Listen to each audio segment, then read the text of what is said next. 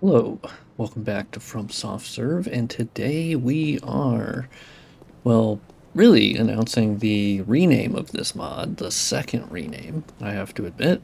I didn't even really talk about the first rename because honestly I wasn't really happy with it, but my visual overhaul mod I've been working on for well over a year now, off and on, to be fair, in between my Dark Souls 1 mod, Dark Souls 2 mod, DS3 even a little bit there. But yes, I have renamed it to Bloodborne Shadows of the Hunt. And I've never been really good at naming things, but of course I wanted to use, shadows of something because the biggest part of this mod, of course, is the addition of dynamic shadows, as you see here on the little foliage. And obviously the character always had a dynamic shadow, but almost everything else did not. Now, of course, objects like this, the lever, the ladder, they had dynamic shadows because, well, they moved. So anything that was destructible had a dynamic shadow, but basically the entire environment did not. It was all baked lighting, which is great. Baked lighting is smart and it's performant. It does take up storage. The baked lighting for the 4 different versions three different versions in terms of config, but 4 versions for visually, technically. One after Gascoigne, or Papa Guacamole, one after Vicar Amelia, and then there's one after Rom as well. And that changes color grading, the sky, and everything like that. But the baked lighting for that whole map is about 1 GB in size. So dynamic shadows is the biggest part, but we have parallax occlusion mapping being added, better texture LODs, working on distant objects to make them no longer the low quality LOD meshes, but to actually swap in the real ones. That's, work in progress. I'm using alternate color grades that FromSoft had made. They just did not use for various reasons. Certainly none of them nefarious or anything. They just, chose the color grade they liked, and each area has about, I think it's usually 2 to 3 alternate color grades. And I've also added hundreds and hundreds of point lights to lamps like this that had an illumination or had a particle effect, but it didn't really have illumination tied to it in many cases, not always. And so that's part of it as well. I wanted, technically, like one of the ideas was calling it ideally like the Shadows of Yarnum, but Miyazaki fucked me on that one. Of course, I couldn't name it that. That'd be pretty funny. But a lot of the point lights have been added to the sort of like lampposts like this. And then generally I'm targeting the color grades to bring a little bit more vibrance and contrast. Not a whole lot more, but you can see that in this version of Central Yarnum, which is the version after Vicar Amelia. I actually, to mod Bloodborne, you sort of effectively have to have a character that has, or have different characters that have access to all the different versions to effectively mod the game. The other part of this mod is within the last month or so, I have been looking at the visual config files for the alpha test. Because that had a different look, different color grading, and it visually had a lot of different aspects to it than what we got in the released game. And perhaps it's a matter of preference, but I have always loved how the alpha test looked. It had more fog, the water looked different, it had a little bit more glow from like bloom, and it's just quite different that way. The other thing this mod does is it has disabled the default anti-aliasing solution, which was a really pretty bad form of FXAA. And that has been replaced through Reshade with a TAA implementation, which I can actually show you. It's called DAA, Directional Spatiotemporal Anti-Aliasing, and it's quite good. It does blur things a decent amount, which of course is what anti-aliasing is, but you just want to target it very specifically on the edges and the aliasing, right? And then not destroy as much detail as you can. And that's why you have sharpening that happens after the fact in every anti-aliasing solution. There's always a bit of sharpening that happens afterward. And I also, something within the last month, I don't think I've talked about this on a video yet. The other thing I did is I finally figured out how to disable the in-game SSAO, which is the screen space ambient occlusion, which is used in every game, basically. Like, SSAO has become very much the standard. I actually forgot before this, I actually had turned that off. Oops, that's my bad. But I'm using the Immerse MXAO, which is a really good form of MXAO, or just AO in general. And it also includes bitmask, and so I can show you in here. Of course, you can see sort of before and after, adding a lot of the shading around objects, and you can even do the raw AO. And so this is what it's actually adding to the image. Yeah, I think it's pretty cool. Let's up the sample quality. Now, this is where you can notice on the MXAO, going to the really high sample rates has incredibly diminishing returns. So let's turn off the raw AO there. Actually, hold on a sec. Yeah, we can actually turn on the normals. You can see how the AO then gets access a little bit to the normals.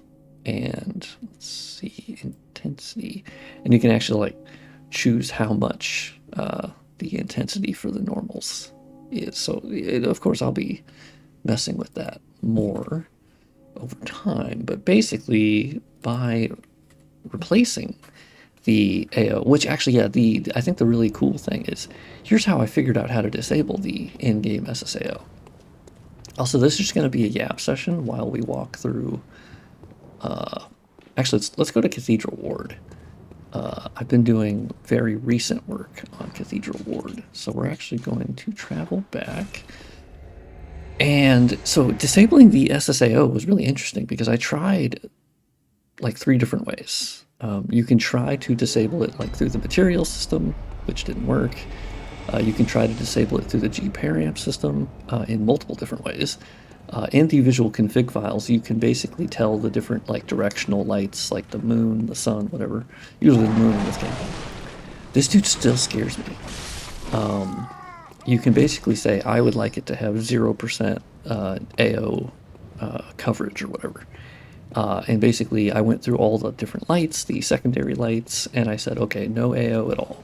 Well, that didn't work. Basically, it was still doing SSAO no matter what I did. And then I was like, oh, okay, let me go to DS3. And I had already done this in the past, but I ported the SSAO settings from DS3, which do differ from Bloodborne, actually. Bloodborne has a lot of different parameters for its SSAO that DS3 actually didn't have, but I'm assuming they found a better way of doing it without all of these different like final blur radius and all these different things. And because certainly DS3 doesn't have like worse AO than Bloodborne, at least in my opinion. And so what I did is I ported that because basically Bloodborne and DS3 share so much of their underlying like technology and file setup and visual config setup, and it's just incredibly similar. They are the 2 closest games. I would compare it to the way that Demon's Souls and DS1 share so much of their like makeup. The visual config files for that, the just general params, the file structure. But Bloodborne and DS3 have so much shared DNA. So I ported it from DS3, and then I was messing around with the settings until I found the certain sample setting that when I turned that to 0, it did actually 100% disable the SSAO, which you might be wondering, well, why would you do that? Well, the SSAO that Bloodborne used was very noisy. It was an old method of SSAO. No matter what I did to the different like settings, it just would never be particularly good.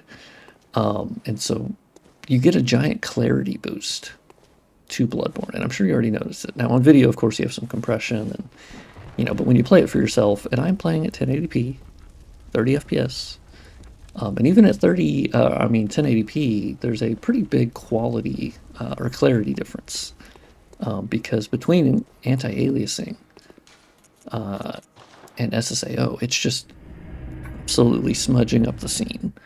And admittedly, that gives you some of the, like, the way that Bloodborne looks and that we know that it looks. So perhaps people could see this mod and be like, well, it looks too clean. And that's, look, that's fair. I, of course, can't, control that. Let's go this way. But yeah, so I finally found out how to disable it, and I know what you're thinking. There's someone in the video that's or someone watching that's going down and commenting right now. Yes, but switching to SSAO in Reshade or through Reshade, isn't that going to fuck up fog? And you'll be able to see it through everything, and it's going to be really fucking ugly. And I do have good news on that. I've already gone to the worst, like, edge cases of fog in Bloodborne, which would be Mikolash's Arena, as far as I'm aware. That seems to be the highest, like, density fog that I've experienced in the game thus far. And even there, this MXAO with the bit mask that it used, it does an exceptional job of not being, like, incredibly hideous or ugly when doing that. Now, there is the rest add-on, which basically you can, like, designate shaders that then the AO will understand not to go through fog, or and I've never had a lot of luck setting that up. But oh yeah, this still happens in the emulator every once in a while. Is that it starts, like, flickering on certain surfaces, and presumably this is down to my mod. This is certainly the case that the emulator was not expected to handle my mod. Like, it's not like I'm doing anything insane, but certainly adding more things into the planar reflections, the dynamic shadows for the entire world, which they only ended up doing with Sekiro and Onward. And having to configure the shadows to at least look decent to cover these quite large buildings was quite a challenge. And to handle the shadows as you get closer to them, you can notice the shadows are actually really, really stable. And you might be wondering, well, how did you get rid of the baked lighting? And that's actually the big reason for this video, because I found a vastly superior way to remove baked lighting, which, correction, I'm actually no longer removing the baked lighting. I am only removing the baked shadows. That's the key difference this time, is I actually found out, and this is all thanks to Trivia, who has taught me a lot, a very talented modder with DS3, Bloodborne, all of the games really, but specifically has taught me so much about the G-param setup and how Bloodborne functions in DS3. And we were having a conversation. It could have been in 2024, to be honest, when I first started this mod a long time ago, where wouldn't it be ideal?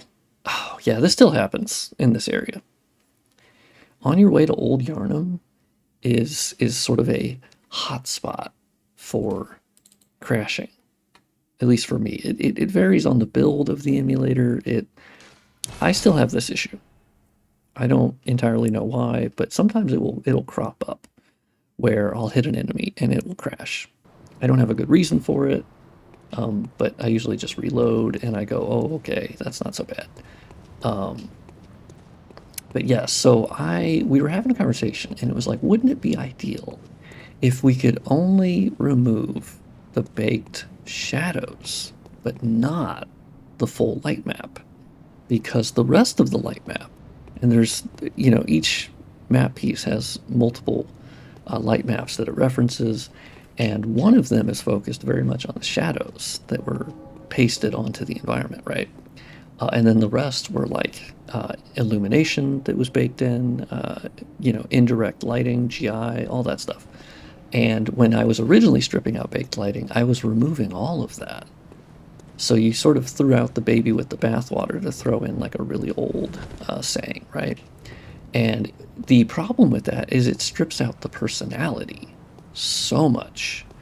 So that I just have never been fully happy with. And now I have found how to open the light maps, and then you basically just modify only the alpha channel of one of them for each map piece. And you can remove the baked shadows, but keep basically everything else. And it is a game changer, because you can see I think this looks fucking amazing, but I'm still getting the dynamic shadows. Now, the other favorite part of this mod is Trivia had taught me how to disable the player mask, which was basically because you had baked lighting. The character never had shadows hitting them because, well, nothing was casting a shadow really. It was just painted onto the environment in sort of layman's terms, right? It was just a texture that was getting applied on top of these surfaces. So the player there was no information for the player to get hit by shadows, but because I've enabled dynamic shadows on everything, now when I walk past this tree, you actually see these shadows realistically dance on your character. And not only that, but they actually hit the enemies as well, because they were covered by that same player mask. So you can see as I move him through the like fence shadows, they actually hit the enemies. And I also have made a lot of G-Param tweaks to change how FromSoft lit your character and the enemies. Basically, they separated out the lighting for the player, the enemies, and then the environment, because admittedly a lot of times you don't want those to be exactly the same. There are edge cases. My personal preference is I like the player to blend into the environment a lot more, as I think that's more immersive. But the reason that I can get away with that is that I'm a modder, and I'm not actually restricted to QA testing or having to release a game and it gets reviewed and players get upset because they can't see their character. But like that, I will say in my mod, it's not like you won't be able to see your character. You still have the player lantern by default. That, as you can see as I walk near things, it still illuminates things. I have a separate mod that disables that if someone wanted to do that. But the player, essentially, in most all cases, I have matched how the environment is lit and then tried my best to make it look exactly the same for the player and the enemies. And I just think you end up getting a very immersive look. Oh, he hit me good. Oh, he hit me real good. That was tough. These guys are tricky. God, they scare the shit out of me. Blue elixir, nice. So you can see as I walk down here, it's just awesome to see the actual cast shadows from the buildings hit me. And so I've been slowly going through Cathedral Ward, Central Yarnum, and I'm going to make it through all the other areas. And I have to open up all of the individual light maps and modify them, which really ends up only being like a fourth of the total number, because there's a lot of duplicate ones that I don't need to mess with, because those are the indirect GI, or the indirect lighting, GI, illumination ones. I don't need to fuck with those. So I keep those untouched, but I still have to go through. And for Cathedral Ward and Central Yarnum, because they're M24, they share a texture file. And just for example, there's about over 4,000 individual textures in there. So I have done hundreds and hundreds and hundreds, and I will do hundreds more and hundreds. It will easily go over 1,000, 2,000 probably, who knows. And so it's a very laborious process than my other methods of removing baked lighting, but the payoff is massive. I probably should show you the other versions of, and that's actually why it takes a little bit longer, is that there are various different baked lighting setups for Central Yarnum, Cathedral Ward. They each have 3 different like bakes that handle how the areas look, right? And another thing in the mod, now that I'm looking at it, you'll see this bench here actually is floating. In my mod, I have gone through and I have fixed this by usually just lowering them down a bit, or if there's a tree that's floating, I just move that down a bit. I have to be very careful because you need to make sure you're maintaining the original collision data so that the player can't walk through something. But that is also part of the mod of like fixing little things like that that are very much not... Okay, I missed that one. That's bad. That was embarrassing.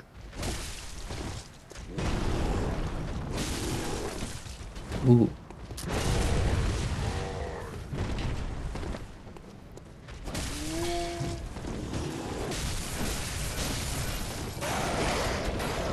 God damn birds, man.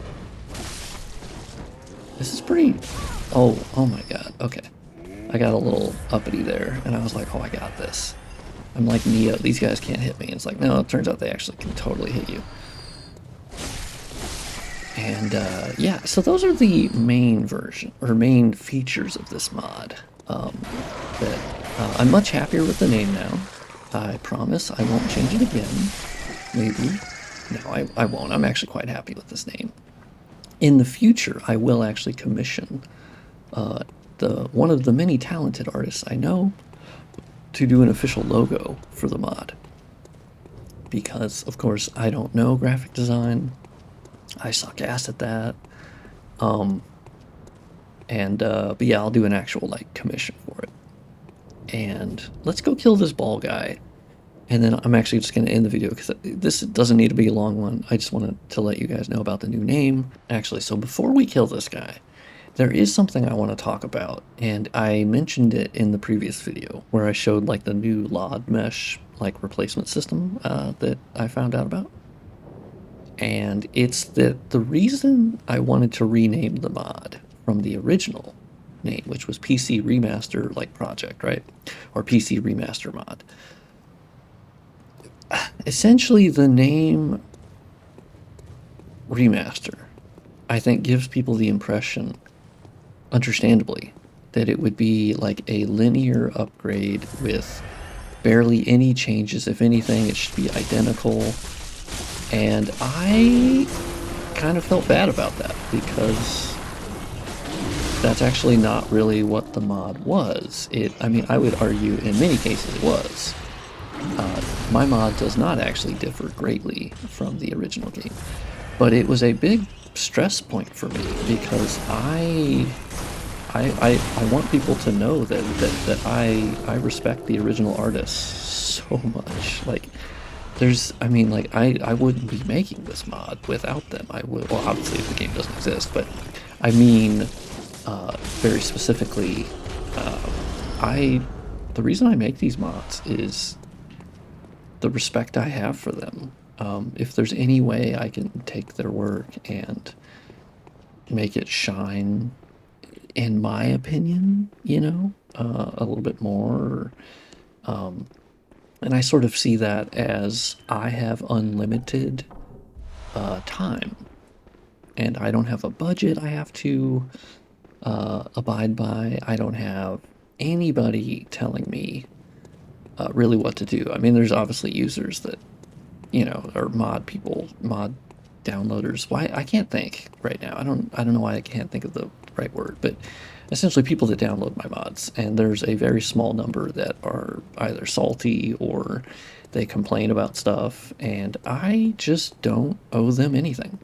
And so I don't look at my Nexus mods comments, which I know is bad, but to be honest, I'm working on the mod. I release it so people can play around with it.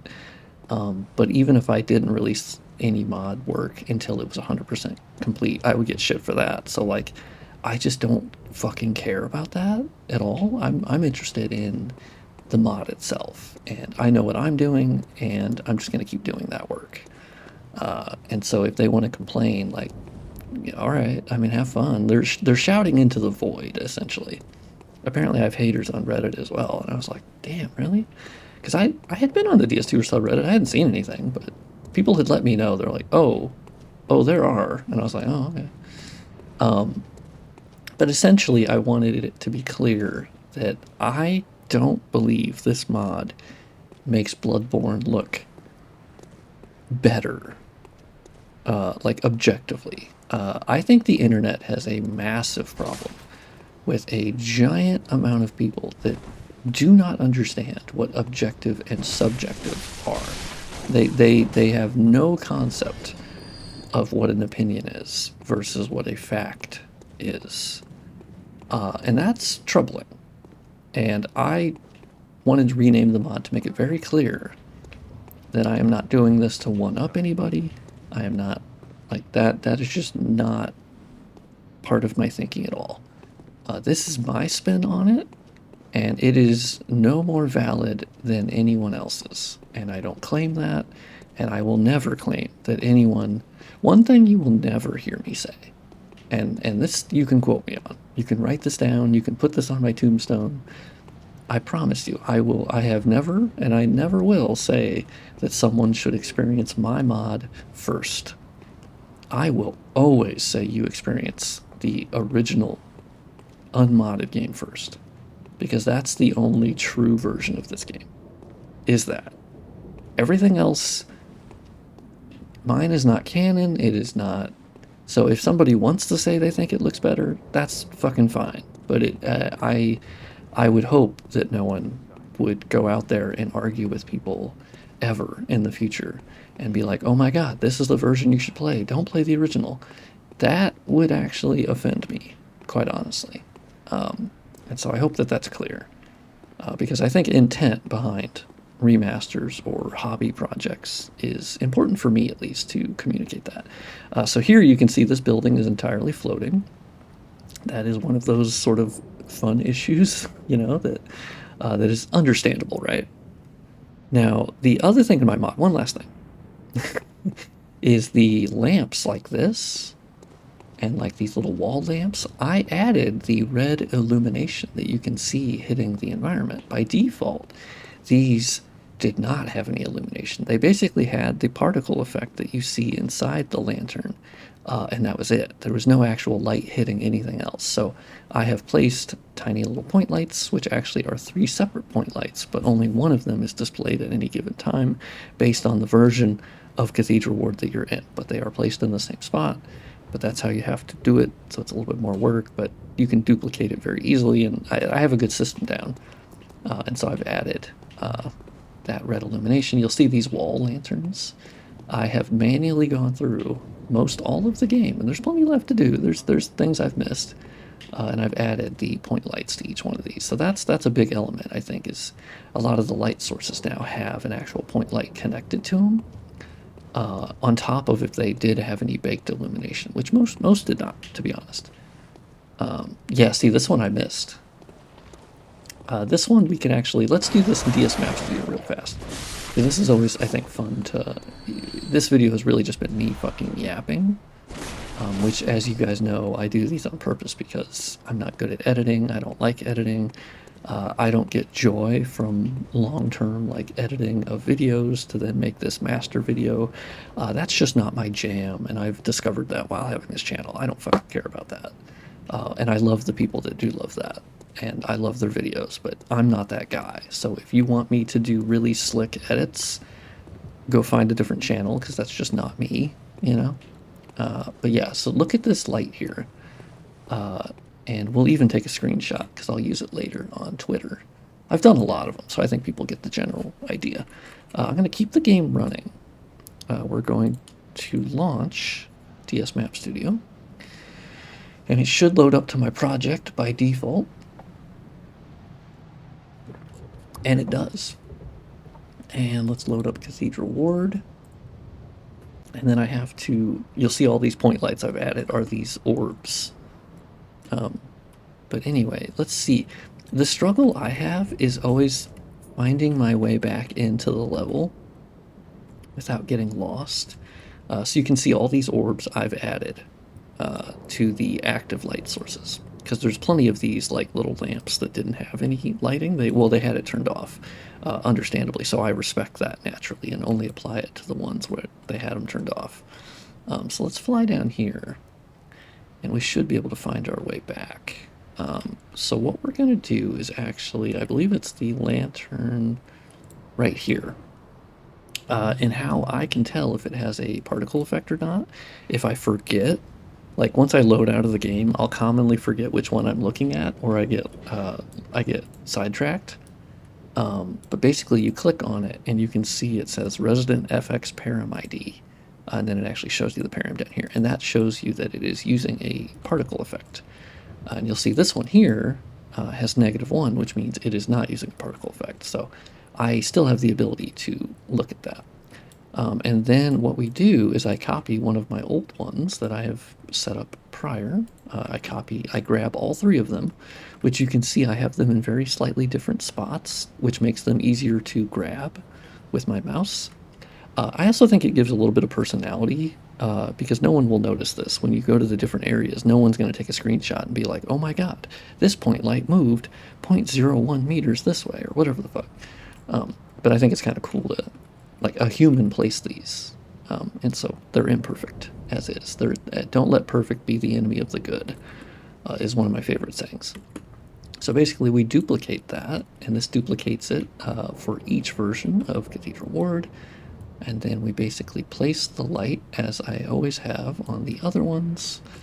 And then we go to the actual like z-axis, and we just make sure that it's in the right spot, and it's got the same details. I think I currently have them a little too bright, and they are communicating a little bit too much brightness. Going back through them to modify that is a bit of a bitch, because I could multi-select, but I want to make sure I'm not selecting certain ones versus other ones, and it gets confusing. So that is something I plan to do, where I'll tweak down their distance a little bit. Or, for instance, this is an easy fix where you basically turn down the diffuse power. I think I did have that a little bright, but I'll go through and do that at a later point in time. And then basically we go to my mod here, which is my mod folder used with DS Map Studio. And then we copy the Map Studio folders. And then I think, yes, this is the correct one. We copy that into our map folder, which the game is actually still running. And then we exit out. And when we reload back in, it will have updated. Unless I fucked up.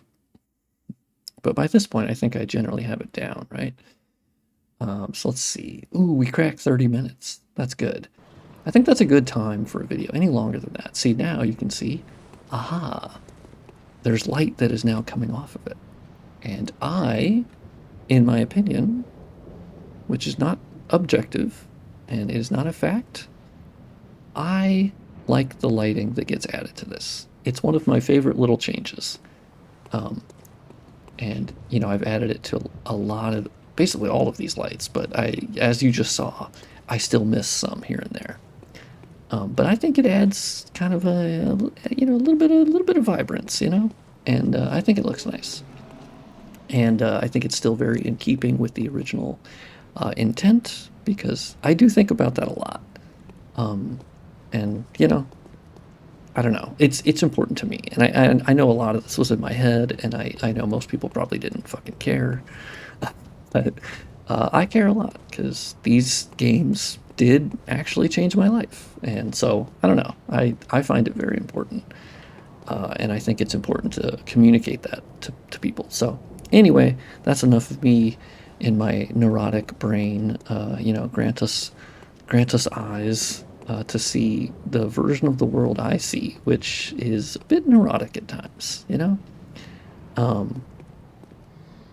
But yeah, so expect an update to the mod within the next week. I do think I'm going to maybe slow down on the releases, as you know, it's always been my goal to be a bit better with not having, like, broken shit in my mods. Like, that's certainly not something I love to do.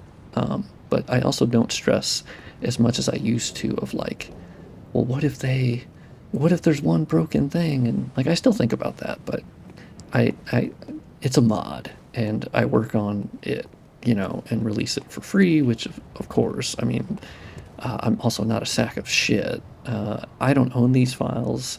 I didn't make these models. I didn't work on these textures. Charging for this just you know, there's been some examples I've seen of people like paywalling it to their Patreon, and that's fucking bullshit. So I'll never do that, obviously. I do have a Patreon, I do have a Ko-Fi. If you want to support this type of work, that would be greatly appreciated, but also, I really would only want people to do that if they had the means and they were rich from a long lost uncle, or you had a hole burning in your pocket and you're like, I gotta just spend money. Then just know that the money goes towards my cats, food for me as well, and my rent, utilities. That's where all of the money goes. There's no money that ends up being left over. I think some people can get a weird thought of like, oh, I bet that, maybe he's rich from like his family or something and he's able to work on this full time. And it's like, no, I'm thrifty and I do live off the money that I get. Admittedly, I have to be completely honest. My brother, who I live with, is the only reason I'm actually able to do this full time. I don't actually make enough money by doing this mod work and YouTube work at all to live on my own. Not even close. Certainly that could be the goal in the future, like that would be nice if this would keep progressing, and I would love to do my hobby remasters of other games.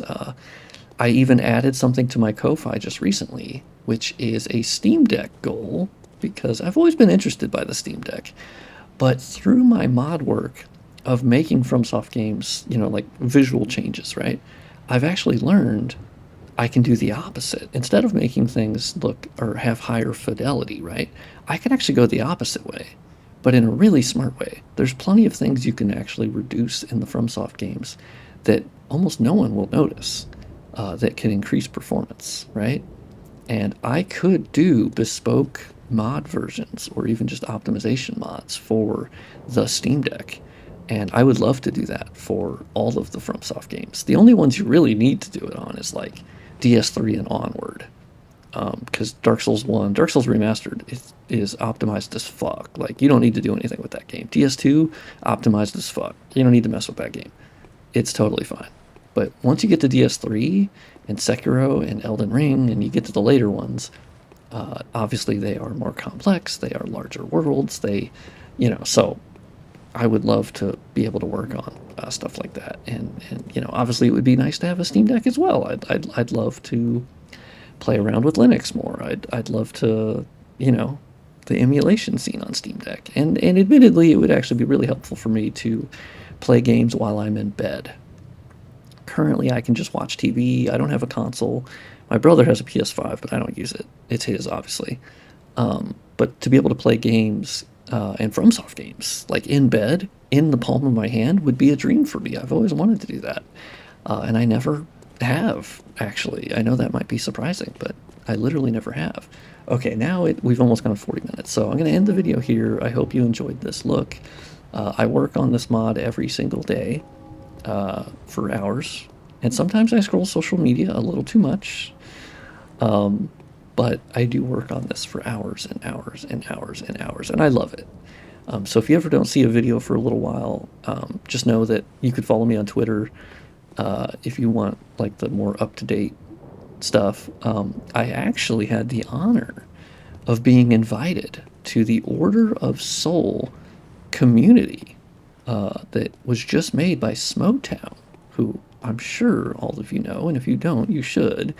One of the legendary lore creators in the community, who shouldn't need any introduction, but if you don't know him, go look him up. I'll have a link in the description. But Smowtown, which is ridiculous that I would bring anyone to Smowtown.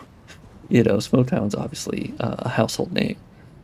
And, yeah, actually, well, Smowtown, not Smo. Smo is an executioner who was also a cannibal, but Smowtown DM'd me on Twitter, because we've talked back and forth on Twitter a little bit in replies, but Smowtown DM'd me and was like, hey, would you like to be a mod for this new space I'm creating for FromSoft games? And I was like, yeah, I mean, I'm honored, obviously. So I post a lot of stuff in that community, and it's a beautiful community. We're sharing all of these little lore nuggets and all these things we found and new stuff we find and what's our favorite song, what's our favorite character from FromSoft games. And it's basically just this giant like celebration of FromSoft games, and specifically, I would say Demon Souls and Onward. But if you talk about Armored Core in there, that's obviously not like banned or anything. I love Armored Core. I already do talk about it there.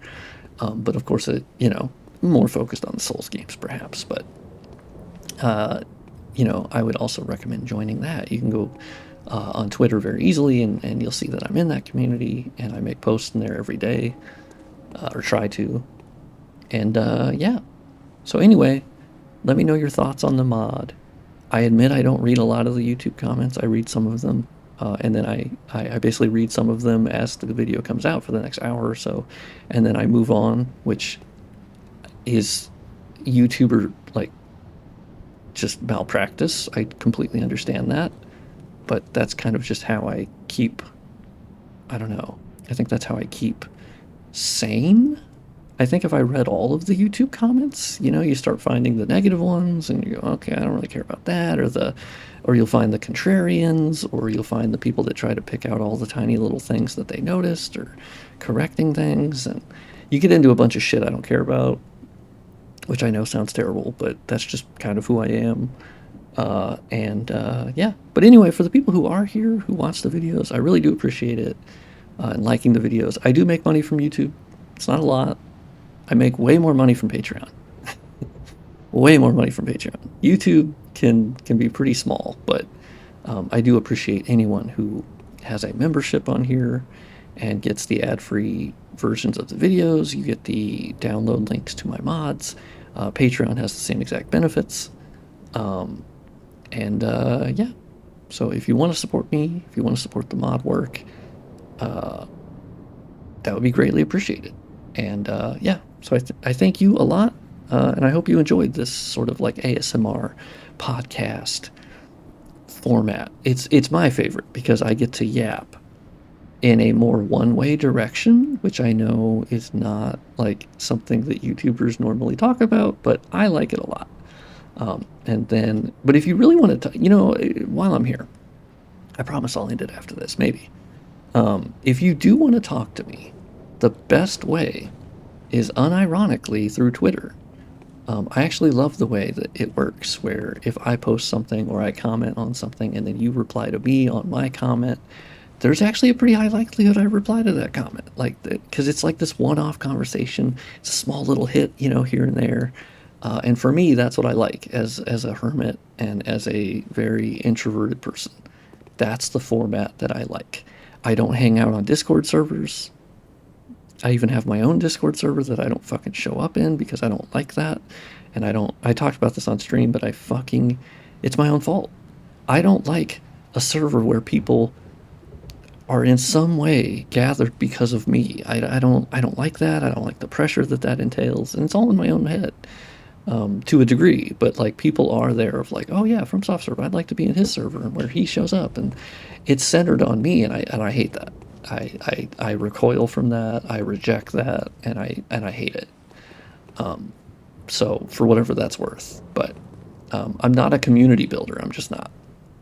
I've learned that now that I'm almost 35 years old. I've learned that I'm just not a community builder. That's just not my jam, and I don't really want to do that. So I'll be parts of existing communities, but don't expect me to do meet and greets. Don't expect me to ever do gaming nights together. I just can't imagine I'll ever want to do that. And I know that's probably disappointing for some people, but if you have to think of it in music terms, I am far more like Tom York and Radiohead than I am Chris Martin and Coldplay. And I love both of those bands. I want to be clear. I fucking love both of them. If anything, I actually love Coldplay more than Radiohead in terms of the amount of music from them that I listen to. I listened to the original Coldplay up until... I've listened to all of it, but I really love the up until Viva La Vida. I think that, and all the way back to the first album, and even like the EPs before that. I love that shit. But in terms of like how the creative process works and how I interact with fans or people that like my work or whatever, I'm much more the Tom York thing of like, I'm doing it. If you don't like it, I don't give a shit. And if you want to complain about it, I mean, all right. And then I'll call you out for it if I don't like that shit. Like, that's I'm definitely more on that side where I'm a little bit more abrasive towards that. But anyway, thank you. I hope you're having a great day. And yeah, I'll hopefully see you on Twitter, perhaps. You'll also catch me on Twitch, in the as a chatter in other people's stream. I was like, oh, I don't want people to think I haven't streamed for a while because I just haven't wanted to. So I haven't, as wild as that is. So anyway, thank you for watching. I'll see you on the next video. And grant us eyes, fear the old blood. I don't know.